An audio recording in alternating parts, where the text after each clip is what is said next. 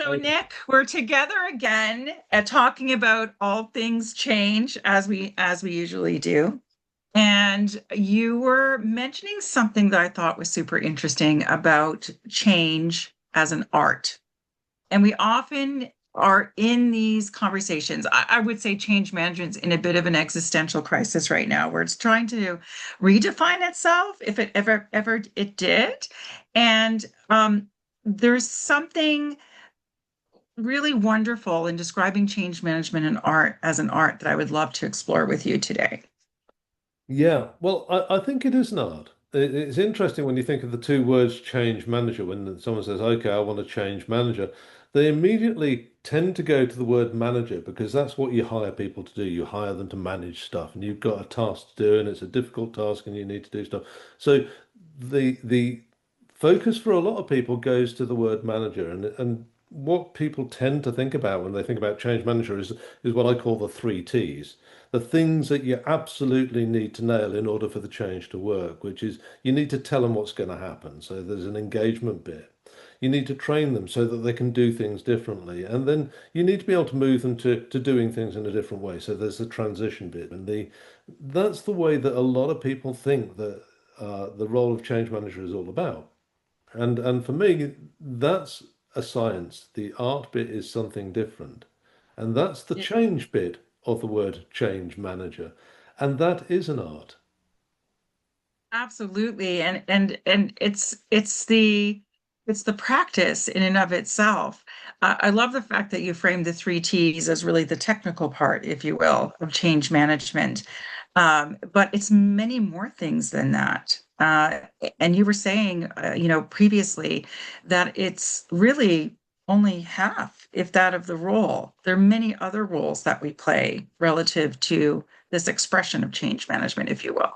Yeah, absolutely. I tend to think about that half of the role, the technical part, the T's, as being the stuff that you do within the program. It's all the bottom half. It's all the hands-on bit. But if you think about this as being the top half, the business side of change, as opposed to the the program side, then you're looking at all sorts of things like what else is going on with your stakeholders, with the users of the new changes. What about the leadership? How's that going to work? How does it fit into the business strategy? How does that all work? Because if you don't understand that in change, then you're not really looking at the whole issue of change. And of course, as a change manager, you work within that frame. You don't ultimately have control of it. So the art is understanding how you actually work with the leadership, with the businesses who have got a day job to do as well as the changes that you want them to pay attention to. How are you going to make sure that you've got the conditions where you know that readiness is going to be there and the benefits are going to be achieved? All of those things, that is where the art comes in for me.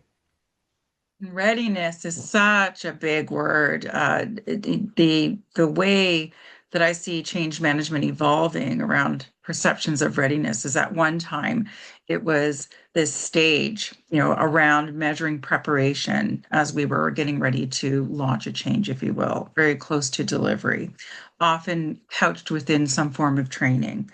And really what I do love about this discussion of change management as art is our own evolution in our own expression, inclusive of readiness now, I feel, being um, really following the entire change process and an expectation that we set early. To your point about engagement as well, the requirements really around practicing as early as we can, to be able to set those expectations as early as we can and get ready.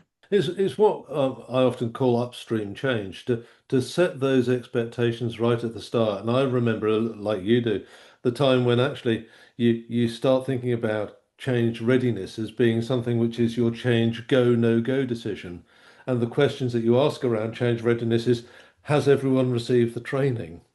Has everyone received um, uh, the notice of redundancy or whatever it happens to be. Now, readiness for me is all about understanding not what the project has done, but what sort of impact it's had on those people who are going to do the change. And that's where I think the art comes in, because you stop talking about, yes, we've done all of these things, therefore you're ready to go, to more of, in your organization today, how confident are you that the people know what they're going to do? You've got the bandwidth to do it, that you're going to deliver the benefits that you said you would. And that's where having those right connections and those right dynamics upstream before the change goes too far into its development is so important. It's so important as well as we're speaking. What comes to mind is the importance of our ability to describe our role Mm. relative to the organization and the change, but also I think sometimes the expectations as to what it is, which is often, as you mentioned earlier, those three T's, or, right? This very checklist textbook type of change that doesn't mean it doesn't apply, but not entirely. Management, of course, is important because you've got to get the process done. But a lot of it is about making sure that you're in a position where you are a critical friend to the business who are going through the changes, that you can help them by giving them information that they may not know about themselves, that you can give them tools and expertise and help them ask the right questions. And sometimes it's a question of just sitting alongside them and saying, right, okay, well, I know you've got five different changes all going on at the moment, but how's it going to look when these things go together? And how can you actually optimize this by bringing things together so that you do things once rather than many times?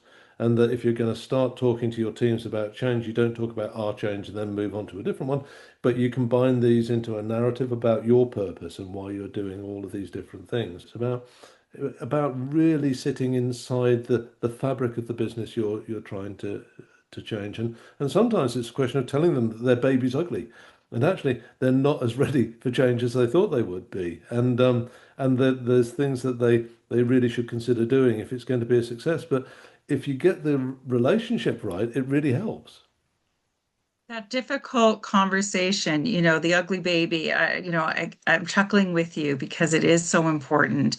A few things in there, the idea that when we're at the table, we should, and I think this is empowering for change management in general, should assume that we are in a position to articulate our roles, to set expectations as much as our client or organization is, to have those difficult conversations in support of success, of shared outcomes.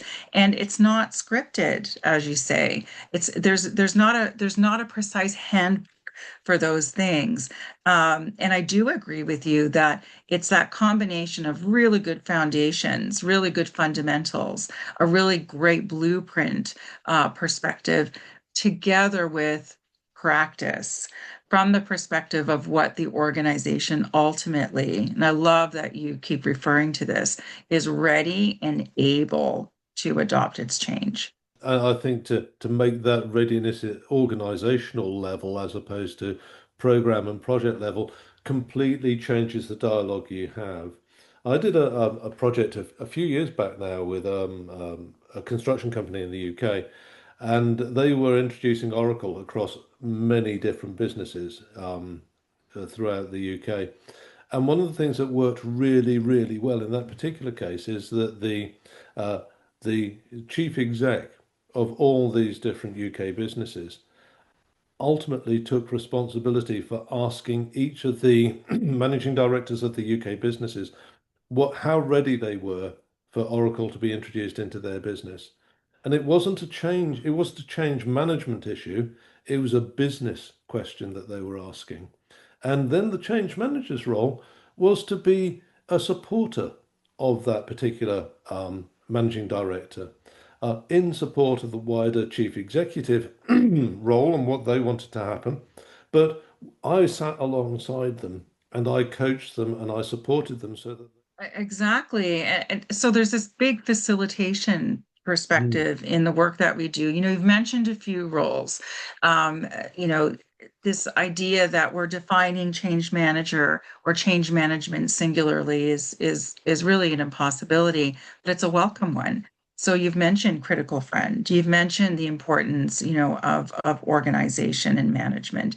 You've mentioned mentorship and support, liaison, if you will, facilitation, capability builder, enabler. I guess that would be the better word for it. Mm. And the part that also comes to mind in what you just spoke about is this idea that it's not just our role. Change management is not just us in relationship to an organization or a group of teams and individuals.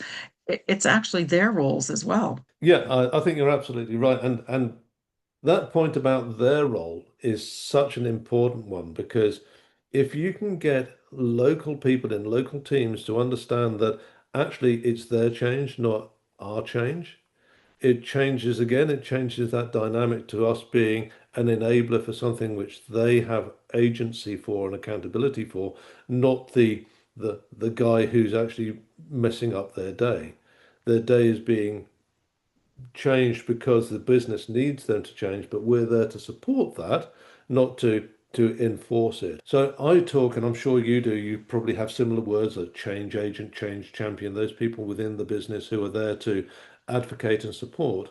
And I think our role as change agents, change managers, is to facilitate that. The mentoring role, which you mentioned just now, I think is a really an important one for what we do. Because if you can actually be the person that helps the local organization organize things in the way that works for them rather than dictating how it has to be, then you've got a really good way of making sure that you've got not only someone who's going to be ready for this particular change, but one who's going to be much better equipped for any future changes as well. Absolutely. And what comes to mind is that, and again, speaking more from that, it's not just a consultant position because I think of the fact that we leave. We're the ones that ideally get to leave. But even in change delivery within organizations, there is this view of a terminus. And I don't, to your excellent point, associate that with program delivery, the beginning, middle, and end of an initiative. But it really is around the build effective to operations. I like this reference you make to soliciting, right? To solicitation of agents, stewards, we call them shepherds. Building that organization within an organization, if you will, that is equipped and capable to perform in those Mm. changes because they do own them, as you say. Absolutely. Excellent. Yeah, and I think for me, looking at this whole issue of where do you put change in the business and how does it fit in with the other people who you need to work with, yes, I absolutely agree that there is a fundamental home for a change manager and a change agent within the program itself. But to sit outside the change program equally and a sort of balanced one foot in each camp, in the case of the work I was doing with the construction company, with the managing directors and the chief executive, so that we have a place at that table very early on. And for me, if there was one key learning point from this is if you're a change manager, don't think of your role as being enabling the program. It's enabling the readiness of the business. And if you take that as your frame, it then gives you permission to go out and start talking about, okay, well, how are we going to measure how ready your business is to adopt this change, which is a very different question to how well is this program delivering against its objectives. Absolutely. Vigorously agreeing with you. I think that there is a lot of discussion and debate around the location of change. So there is that organizational bit that we can talk about where it can live. And I think because of some of the nebulousness of defining its function and necessarily where it attaches to an organizational structure is important. But I'm honestly less bothered by that in many respects than the alignment with or the placement of change management relative to a program. Mm. And what I mean by that, and you've already signaled it, is that it can be rendered a line item within a plan, a Mm. project or a program plan where we are delivering against delivery success, um, where change management, to your excellent point, is really organizationally, it's people facing, it's people centered.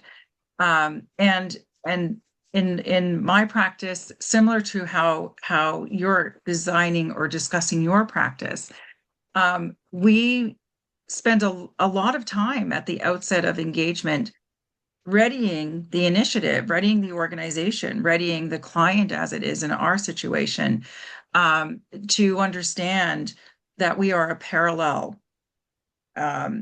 prospect. We have a plan that's distinct. We're happy to integrate and operate arm in arm with our other practitioners, PMs included, because as we already discussed, there are many roles involved in this. But it really is that opportunity again, and that really important need to articulate change management as a discipline that is warranted, its own approaches, its own processes, its own participation, but ultimately, as well, in some cases, its own organization Yeah. relative, right, to a PMO or a framework that's operating. Maybe it's not even that formalized as an org. We've seen it all.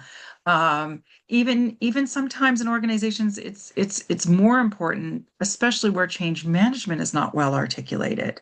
Mm. So in addition to the work, I guess, and how we approach it artistically, if you will, I think what really is important in this discussion as well is the opportunities that we take as change managers and practitioners to define Mm. and design change management within these initiatives and around them, as you say. Absolutely, and I think the point around them is really telling.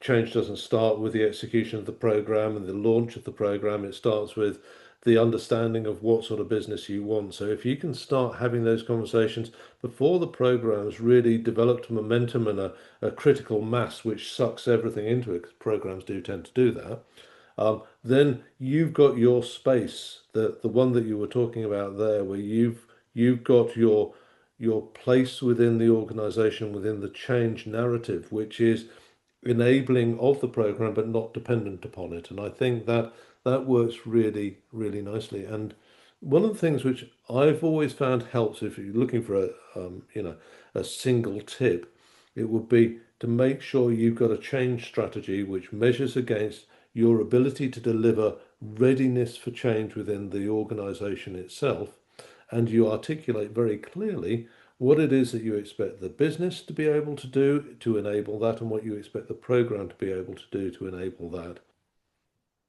So, as we wrap up here, I've heard you say that the art of change is as much about what happens outside a program within an organization as we co-design change, as we build coalitions across the business with a set of owners around change, and where we can properly, early and often articulate readiness and our ability to own change.